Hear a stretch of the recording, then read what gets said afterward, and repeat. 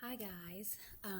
Well, I am here as an example of pharmacogenetic testing.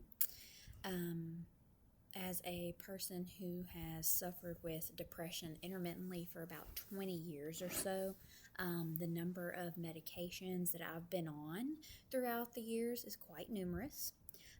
About 2 years ago, I suffered the worst bout of depression I've ever had in my life. And I decided to take control of my health at the time.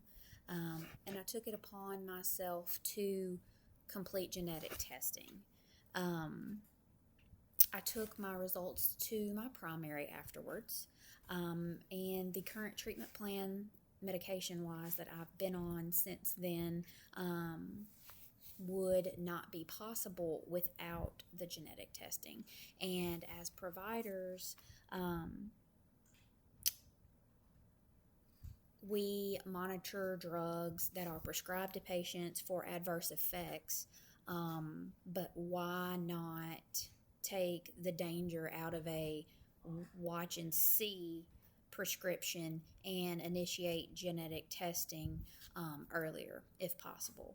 Hipman and Nislo, in their article from 2019, really described the disciplines of which testing is available for patients, and that includes anesthesia, nephrology, urology, psychiatry in my case, and even cardiology. But what I would recommend is that providers become more educated on or educated within the realm of genetic testing, because it seems that providers are less familiar with it, and approximately 1 out of 10 providers are not familiar, according to Hipman and Nislo. Of course, now that was, in 2019. Hopefully, the number has grown since then. Just look at me. I took it upon myself because I knew about the genetic testing. So that's just one of the things that I would recommend. My mother actually had genetic testing as well for her depression, and it turns out that we needed to be on the same medication regimen. So that worked out very well.